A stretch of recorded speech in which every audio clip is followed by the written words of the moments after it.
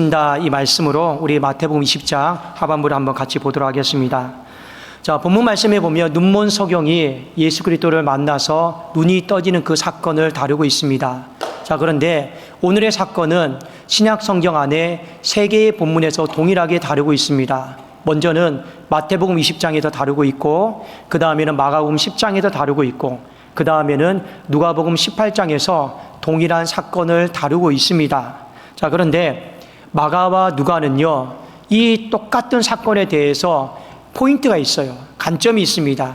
그것은 무엇이냐면, 네 믿음이 너를 구원하였다. 네가 믿음이 있기 때문에 눈을 떴다라는 거. 그러나 오늘 우리가 읽었던 본문의 마태복음에는요, 거기에 관점이 있지 않고 주께서 너를 불쌍히 여기셨으므로 네 눈이 떠졌다. 주님의 긍휼과 불쌍히 여기심에 포커스를 맞추고 있습니다. 자, 특별히 본문의 말씀이 눈과 관련해서 우리에게 주시고자 하는 메시지가 있습니다. 여러분, 눈은 단순히 보는 게 아니에요. 눈은 우리의 인생의 방향성입니다. 그래서 사람은 내 눈에 보이는 대로 가게 되어 있습니다. 그리고 내 눈에 보이는 대로 상대방을 판단하고 정죄하게 되어 있습니다. 그게 왜 그러냐? 눈이 단순히 보는 기능으로 끝나는 것이 아니라 인생의 방향을, 사람을 향한 관점을 제공하기 때문에 그렇습니다. 자, 그런데 오늘 말씀은 우리에게 눈을 점검하고 우리의 인생의 방향이 어디인지, 그리고 우리가 무엇을 따라가면서 살아야 되는지 이 부분에 대해서 점검을 할 필요가 있다 가르쳐주고 있습니다. 인생에 두 가지 방향이 있어요. 첫 번째는 뭐냐? 마태복음 20장에 보면 제자들이 으뜸이 되고자, 크게 되고자, 세상에서 성공하고 내 명예와 내가 어떤 하고자 하는 일에 대해서 업적을 이루고자 다투고 있습니다. 자, 이게 세상의 방향이에요. 여러분, 하나님께서 세상을 이처럼 사랑하십니다. 그리고 세상을 사랑하고 우리는 그 아름다운 세상의 한복판에 살고 있습니다. 하나님의 피조 세계예요. 그러나 기억하십시오. 주님이 없는 세상은, 하나님이 없는 세상은, 신앙이 없는 세상은 결국에는 육신의 정욕과 안목의 정욕과 이생의 자랑으로 얼룩지게 되어 있습니다. 조심하셔야 돼요. 그리고 그 끝은 반드시 사망이다라고 하는 것을 성경은 우리에게 경고하고 있습니다.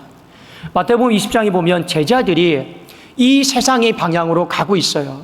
그리고 그 속에서 성공하기 위해서, 으뜸이 되기 위해서 몸부림치고 서로 시기하고 다투고 판단하고 정죄하는 그런 방향을 소개하고 있고, 오늘 마태복음 20장 하반절에는 이 눈먼 서경들이 정말로 예수의 방향으로 가기 위해서 애를 쓰고 있는 것을 우리에게 또 보여주고 있습니다. 마태복음 20장 34절에 보니 예수께서 불쌍히 여기사 그들의 눈을 만지시니 곧 보게 되어 그들이 예수를 따르니라. 여기 우리가 주목해서 봐야 될 단어가 있어요. 따르니라. 이 따르니라라고 하는 헬라 단어는 아콜루데오입니다. 이 아콜루데오가 중요한 두 가지 뜻이 있어요. 첫 번째는 어떤 뜻이냐면 따라가다입니다. 자, 그런데 더 정확한 뜻은 뭐냐면 동행하다예요. 따라가다, 동행하다. 이것이 바로 아콜루데오입니다. 자, 이것은 또 두 번째 중요한 뜻이 있습니다. 어떤 사람의 어떤 추세나 의견에 대해서 내가 동의하다, 순응하다, 이런 뜻을 가지고 있습니다.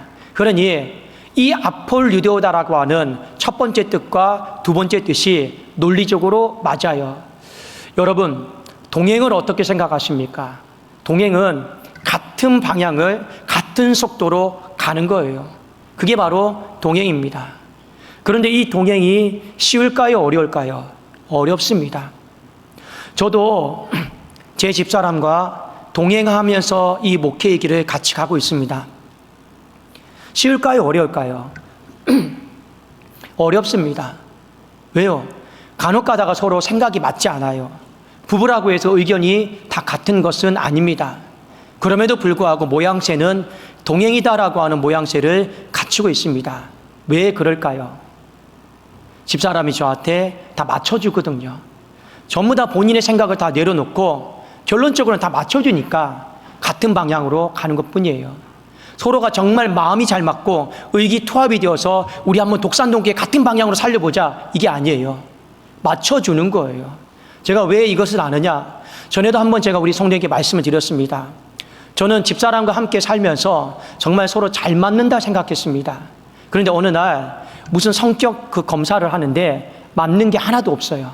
다 달라요. 취향도 다르고 목적도 다르고 인간관도 가치관도 다 달라요. 그런데 왜 우리는 잘 맞을까? 근데 저만의 착각인 거예요. 그냥 집사람이 다 내려놓고 맞춰주면서 지금까지 살아온 것뿐이에요. 여러분, 하나님과 인간 간의 관계도 마찬가지입니다. 우리 주님은 영의 생각을 가지고 살아가는 분이에요. 우리는 육신의 생각을 가지고 살아가고 있습니다. 동행이 쉬울까요? 어려울까요? 어려워요. 어렵습니다. 목자와 성도도 마찬가지입니다. 여러분들이 말로는 목사님, 목사님하고 또 우리가 또 성도님, 성도님 하지만 동행이 쉬울까요? 어려울까요? 어려워요. 다 어렵습니다. 왜요? 이 동행이 쉬우려면 한 가지밖에 없어요. 누군가 나 죽었다 생각하고 내 생각과 방법과 고집을 다 내려놓으셔야 됩니다. 그래야지만이 전도의 동행이 있고 구역의 동행이 있고 목회의 동행이 있고 가정의 동행이 있죠. 여러분, 동행이 있으려면 이 아폴루데오, 내 생각, 방법, 고집을요 다 내려놓으셔야지만이 뒤따라가는 것, 동행하는 것이 된다라는 거예요. 오늘 인생의 방향과 관련해서 이 소경은요 주님과 동행하기에 애를 썼어요. 단순히 따라가기 위해서 애를 쓴 것이 아니고 그들의 생각과 방법을 맞다라고 하는 것을 내려놓고 동행하기 위해서 애를 썼다 하는 이 부분에 대해서 우리에게 첫 번째 요점을 주고 있습니다. 다음으로 이들의 삶을 살펴보건대 주님의 기쁨이 되기 위해서 애를 쓰고 있더라라는 거예요. 맹인된 소경이 반복해서 하는 말들이 있습니다. 다윗의 자손이여 우리를 불쌍히 여기소서. 다윗의 자손이여 우리를 불쌍히 여기소서. 그런데 주변에 있던 사람들이 막 뭐라 그래요? 잠잠하라, 조용히 해라, 어디서 소리 질러, 이 꾸짖는단 말이에요. 마태복음 20장 3절 31절에 보면 맹인 두 사람이 길가에 앉았다가 예수께서 지나가신 다음을 듣고 소리 질렀어요. 이르되 주여 우리를 불쌍히 여기소서. 다윗의 자손이여 하니 무리가 꾸짖어 잠잠하라 하되 더욱 소리 질러 이르되 주여 우리를 불쌍히 여기소서. 다윗의 자손이여 하는지라. 다윗의 자손이다라고 하는 건요 문자적으로 보면 다윗의 왕권을 가지신, 혈통을 가지신 왕의 후손이다, 그런 뜻입니다. 자, 이 말 자체가 틀린 말이 아니에요.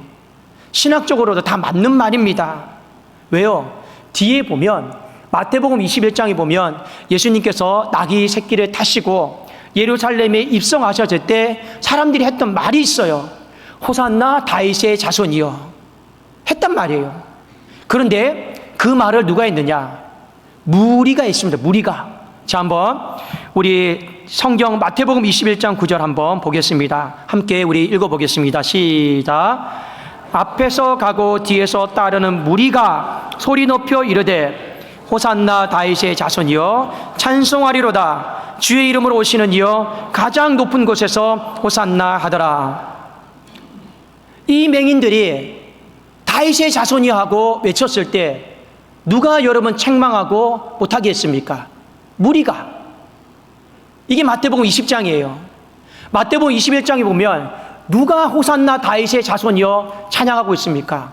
이게 무리가 하고 있어요. 그러면 내용이 틀린 게 아니에요. 뭐가 여러분 싫은 거예요? 너희 같은 주제, 너희 같은 사람이 그런 말 하는 거 듣기 싫다라는 거예요. 우리 인생을 살다가 그런 경우 있죠. 자격도 안 되어 보이는 사람이, 학력도 안 되어 보이는 사람이 뭔가 바른 말하고 올바른 말하고 신앙 고백하면 아, 그렇구나. 어떻게 그렇게 깨달았어? 어떻게 그런 좋은 말을 해? 이렇게 하면 좋은데 사람의 마음에 어떤 마음이 있어요? 깔보는 마음, 거만한 마음. 너희 같은 사람들이 무슨 그런 신앙 고백을 해? 그건 우리들이나 하는 거야. 너희같이 눈먼 사람들이 무슨 그런 말을 해? 그런 건 우리처럼 멀쩡한 사람들이 하는 거야.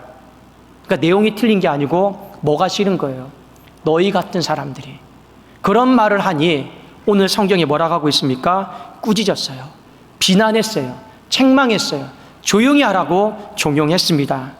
그럼에도 불구하고 이 눈먼 소경들은요 그 이상으로 더 크게 소리 질러서 다윗의 자손이여 우리를 불쌍히 여겨달라, 이 믿음의 고백으로 나가고 있습니다. 다윗의 자손의 영적인 의미는 이런 겁니다. 주님은 성경이 예언한 왕입니다. 주님은 하나님이 보내신 왕이십니다. 이 말을요, 우리 주님이 가장 기뻐하시는 말이에요. 주님을 인정해 주는 말이니까요. 자, 그런데 이 맹인된 소경이 다윗의 자손이다라고 하는 이 의미를 온전히 알고 말했을 거라고 생각하지는 않습니다. 왜 그러냐? 주님을 3년 동안 옆에서 따라다녔던 제자들도 수많은 설교를 듣고 수많은 깨달음이 있었지만 그리스도께서 부활하시기 전까지는요, 다 깨닫지 못했어요. 나 왜 저러시나? 근데 묻지를 못했던 것뿐입니다.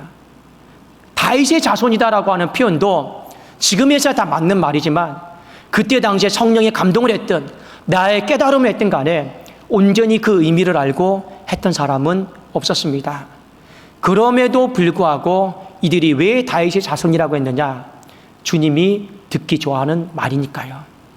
주님에게 만족을 줄 수 있는 말이었으니까요. 자, 이들의 삶의 방식이 있습니다. 이들의 삶의 방식은 뭐냐? 눈으로 안 되면 목소리로라도 주님의 기쁨이 되자. 그들의 삶의 방식이었습니다. 잘 안 되지만, 버겁지만 한번 주님이 기뻐하시는 일이라면 애써보자. 내가 온전하지는 못하지만 주님이 기뻐하시는 일이라면 내가 한번 노력해보자. 이것이 눈먼 소경들의 삶의 방식이었습니다. 주님 보시기에 애쓰는 삶, 주님이 가시던 발걸음을 멈췄어요. 마태복음 20장 32절에 보면 예수께서 머물러 서서 그들을 불러 이르시되 너희에게 무엇을 하여 주기를 원하느냐. 여기 머물러 서다라는 말이 있습니다. 주님이 가시다가 멈춰 섰다라는 의미는 아니고 정확한 의미는 뭐냐면 주님을 멈춰 서게 했다라는 거예요. 다시 말씀드립니다. 주님이 멈춰 선 게 아니에요. 누군가가 주님을 멈춰 서게 한 거예요. 그리고 이렇게 말씀하셨죠. 너희에게 무엇을 하여 주기를 원하느냐. 33절에 보면 이르되 주여 우리의 눈뜨기를 원하나이다. 그리고 우리 주님은 이들의 간청 앞에서 그들의 눈을 만져주셨습니다. 34절에 예수께서 불쌍히 여기사 그들의 눈을 만지시니 곧 보게 되어 그들이 예수를 따르니라. 제가 앞부분에도 말씀드렸죠. 마가와 누가는요, 주님의 긍휼 불쌍히 여기사를 표현하지 않았어요. 너희들 믿음 때문에 눈이 떠졌다. 이렇게 표현을 했습니다. 자, 한번 우리 마가복음 10장 51절 52절 제가 한번 읽어드리겠습니다.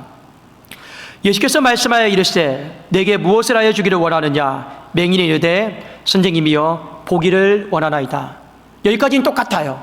그런데 뒤에 52절에 보면 예수께서 이르시되 가라. 네 믿음 때문에 너를 구원하였느니라. 눈을 뜨게 했느니라. 불쌍히 여겼다는 말이 없어요. 네 믿음이 너를 구원하였느니라 하시니 그가 곧 보게 되어 예수를 길에서 따르니라. 마가와 누가는요, 그들의 믿음에 초점을 맞췄어요. 그러나 마태는 똑같은 상황을 보고 주님에게 초점을 맞췄습니다. 주님의 긍휼에 초점을 맞췄어요. 그리고 왜 주님이 그들을 불쌍히 여겼느냐? 왜 주님이 그들을 긍휼히 여기셨느냐? 이유는 딱 한 가지예요. 바로 그들이 온전하지 못함에도 불구하고 불리한 상황이 있음에도 불구하고 그들의 마음속에 주님 보시기에 애를 쓰고 있는 그 모습을 보셨기 때문에 그렇습니다. 사랑하는 여러분, 여러분 살아가면서 많이 어려우시죠? 힘드시죠? 그러나 애를 쓰셔야 됩니다. 시도도 안 해보고 포기하면 안 되고 노력도 안 해보고 포기하면 안 됩니다. 어떤 일이든 간에 애를 써보려고요, 몸부림치셔야 되는 것이 우리의 삶입니다. 여러분, 우리가 보통 애쓴다, 조금 나쁜 말로 말하면 용쓴다 이런 표현을 쓰죠. 이 애쓴다라고 하는 표현이 좋은 칭찬은 아니에요. 솔직히 말씀드려서 칭찬은 않습니다. 능력이 좀 부족한데 애쓴다, 환경이 불리한데 좀 애쓴다, 열악한데 좀 애쓴다, 좋은 말은 아닙니다. 그런데 누군가가 여러분 애쓰는 모습을 보면 우리의 마음에 어떤 생각이 듭니까? 여러분, 목사가 애쓰는 모습을 보면 성도들의 마음은 어떤 마음일까요? 내가 목사님 좀 도와드려야겠다, 짠하니까. 안타까우니까 이런 긍휼의 마음이 자연스럽게 생기죠. 맞습니다. 우리가 주님을 위해서 애를 쓰잖아요. 주님이 우리를 보면서 어떤 마음이 들까요?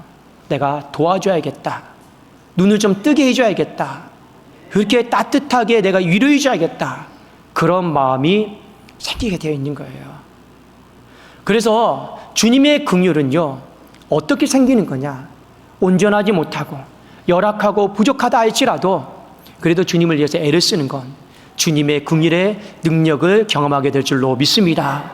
그래서 여러분 인생 가운데 오늘 방향에 대해 얘기했잖아요. 내가 세상의 방향으로 나가서 성공하고 꿈을 이루고 뭔가 업적을 이루고 칭찬받고 여기에 너무 많은 시간을 허비하지 마십시오. 우리의 인생의 방향은 예수 방향인 줄로 믿습니다.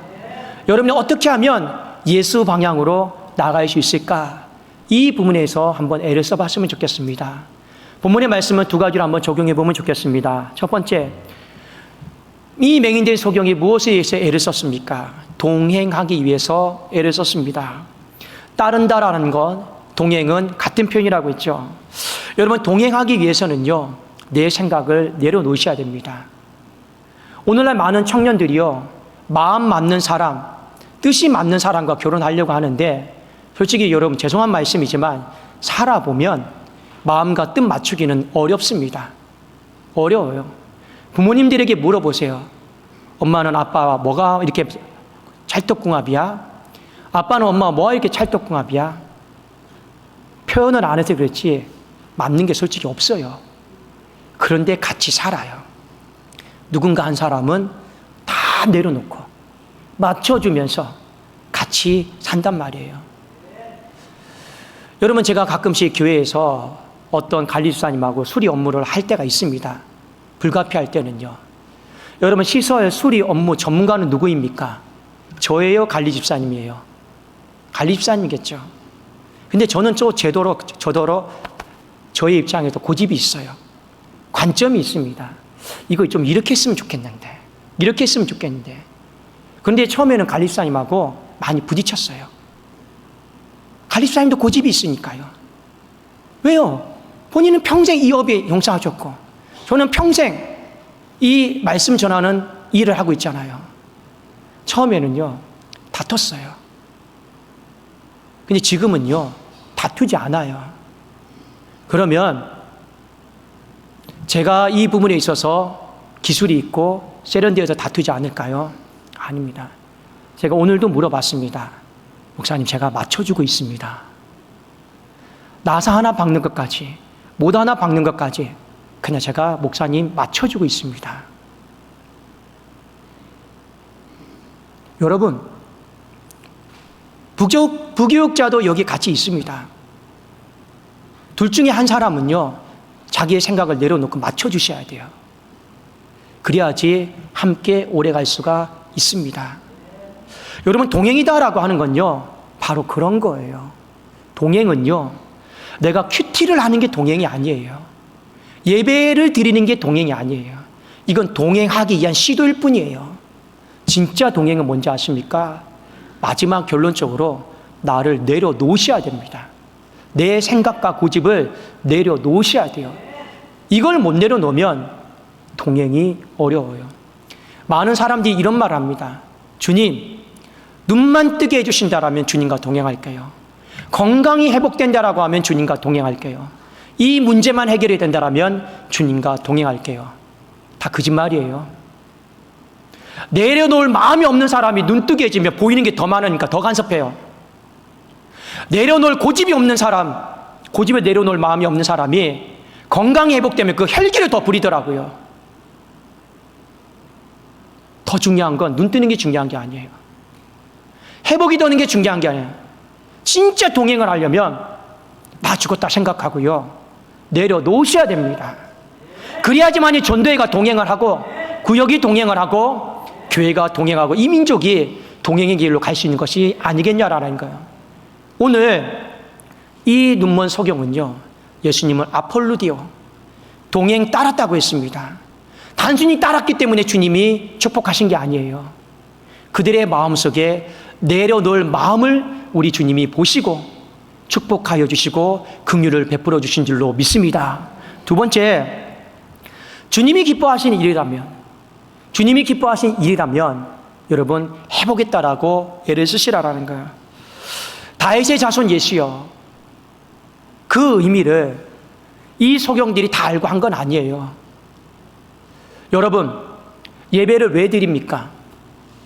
의미 알고 있습니까? 기도는 왜 하는 겁니까? 의미를 알고 있습니까? 11조는 왜 드립니까? 헌금 생활은 왜 합니까? 봉사는 왜 합니까? 여러분, 의미 알고 있습니까? 기독교가 생긴 이후로 2000년이 넘게 예배의 의미를, 기도의 의미를, 헌금의 의미를, 봉사의 의미를 수많은 수천 명 목사님들이 설교하고 의미를 풀어줬어요. 그러나 지금도 예배의 의미는 다 알 수 없습니다. 지금도 기도의 의미는 다 알 수 없어요. 지금도 우리는요, 왜 드려야 되는지 명백하게 의미를 다 알 수는 없습니다. 오늘날 유튜브에 보면 많은 목사님들이 이건 이렇기 때문에 해야 된다, 이건 이렇지 않기 때문에 하지 말아야 된다, 의미를 설명하려고 애를 많이 써주십니다. 그러나 여러분, 이후에 1000년이 더 지나도 예배의 의미는, 기도의 의미는, 헌금의 의미는, 그 어떤 것의 의미는요, 완벽하게 다 설명하신 사람은 없습니다. 왜요? 성경에 명시가 되어 있거든요.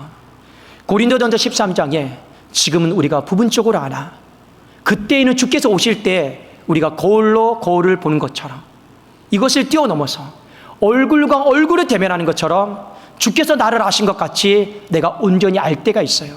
그때가 언제입니까? 주님이 오실 때예요. 그때의 예배의 의미와 예배의 감격을 우리가 온전히 아는 거예요. 그때 쉬지 말고 기도하라고 하시는 그 말씀의 기도의 의미를 그때서야 아는 거예요. 그때서야 왜 우리가 하나님 앞에 드리는 삶이 필요했고 그 의미가 무엇이었는지 그때서야 우리가 비로소 아는 거죠. 그러나 여러분, 그 의미를 완전히 모른다고 해서 틀린 것은 아닙니다. 그럼에도 불구하고 우리는 알고 있는 건 있어요. 무엇을 알고 있습니까? 예배를 드리면 하나님 기뻐하신다. 기도하면 하나님이 기뻐하신다. 헌금 생활든 믿음 생활든 드리는 생활든 하나님이 기뻐하신다. 그래도 우리는 이건 알고 있어요. 온전하지는 못하지만 알고 있단 말이에요. 그러면 이 맹인된 소경은 어떻게 살아간 거예요? 다 이해할 수 없고 온전하게 다윗의 자손이라는 걸 알 수는 없었지만 딱 한 가지 이유 때문입니다. 주님이 기뻐하시니까. 주님이 기뻐하시니까 이 고백을 외친 거예요. 그래서 여러분, 한국교회에 이 선교사님들이 들어온 일에 제가 그냥 감히 말씀을 드리건데 진짜 복을 많이 받을 성도가 있어요. 우리 옛날에 할머니들, 할아버지들. 그분들은요, 까막눈이었어요. 글도 다 모르세요. 왜 까막눈이냐? 저희 할머니만 해도 찬송가에 음표가 없거든요. 1장부터 500장까지가 다 똑같이 부를 수 있어요. 음표가 없으니까요. 아는 것이 없어요.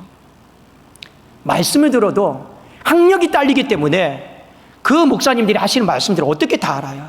그런데 몰라도 뭐 했어요? 그냥 아멘 아멘 했어요. 왜 하신지 아십니까? 그래도 그 아멘 하나님 기뻐하신다. 뭔가 내가 부족하고 깨닫지 못해도 내가 이 자리에 있는 거 하나님 기뻐하신다. 그렇게 여러분 오신 분들이에요. 근데 후대가 난도질을 하죠. 기복주의니 알지도 못하는데 맹목적으로 신앙생활을 했느니 하나님 앞에 그렇게 얘기하시면 안 되는 거예요. 제가 보기에는 오히려 주님이 기뻐하시니까 믿음의 자리 지키고, 주님이 기뻐하시니까 성전 지키고, 주님이 기뻐하시니까 어렵고 힘든 중에도 하나님 앞에 드렸던 그 삶이요, 애쓰는 삶이 가장 하나님 앞에서 긍휼히 여김을 받을 수 있는 삶이 아니냐라는 거예요. 그게 여러분 주님을 위해서 애쓰는 삶 아니겠습니까? 부디 여러분들 이번 한 주를 살아가면서 주께서 여러분의 가정 앞에서 멈춰 섰으면 좋겠습니다. 주께도 우리 교회 앞에서 지나가시다가 멈춰 섰으면 좋겠습니다. 뭐 하시기 위해서요? 긍휼을 베풀어 주기 위해서. 여러분, 우리가 하나님의 기쁨이 되기 위해서 애를 쓴다고 해서 솔직히 하나님께서 나 참 기쁘다 이렇게 말씀하시겠습니까? 하나님 그렇게 말씀하시는 분은 아니에요. 왜요? 우리가 아무리 무언가 좋은 것을 가지고 와서 하나님 앞에 드린다 해도 우리는 솔직히 완성도가 떨어지잖아요. 그게 우리의 현실이잖아요. 완성도가 떨어지는데 주님은요, 받으셔요. 왜 받으시냐? 애를 쓰니까. 부모와 자녀 간의 관계도 마찬가지입니다. 제가 제 자녀를 바라보면서 완성도가 있으려면 제 자녀가 고3인데 모든 과목마다 다 1등급을 받아야 돼요. 그게 완성도가 있고 부모가 기쁨이 되죠. 그런데 저는 거기에 기쁨을 느끼지 않습니다. 이 아이의 한계를 알아요. 수준을 알아요. 실력을 알아요. 근데 부모는 언제 기쁜지 아십니까? 언제 도와주고 싶은지 아십니까? 그래도 포기하지 않고 애쓰려고 할 때. 그때 여러분, 제 시선이 멈추게 돼 있어요. 한 번 더 기도해주고, 한 번 더 힘내라고 말하고, 한 번 더 필요한 거 없냐라고 얘기하고, 하나님도 그렇지 않겠냐라는 거예요. 오늘 주님의 긍휼은 마지막 이런 뜻이 있습니다. 그냥 불쌍히 여기다가 끝이 아니에요. 이 단어가 원어로 보면 어떤 의미냐? 내심, 감동하다. 이게 바로 주님의 긍휼입니다. 우리가 주님을 위해서 애를 쓰는 삶을 주님은 어떻게 하신다라는 거예요. 내심, 감동하시는 거예요. 무더위 한복판에서 밖으로 나와서 예배드리는 게 힘들죠. 그런데 그 무더위 한복판에서 여러분들이 교회 성전으로 오는 거, 애쓰는 거, 주님은 어떻게 보시는 거예요? 내심 감동하시는 거예요. 안 되고 못 보고 그럼에도 불구하고 주님을 위해서 애를 쓰잖아요. 내려놓으려고 애를 쓰고, 그래도 주님께 만족을 주려고 애를 쓰고, 그럼 주님이 어떻게 하시는 거예요? 내심 감동하시는 거예요. 그것이 바로 주님의 긍휼입니다. 그것이 긍휼의 능력 아니겠습니까? 이번 한 주 주님의 긍휼을 우리 모두가 풍성하게 누릴 수 있기를 주님의 이름으로 축원합니다. 기도하겠습니다.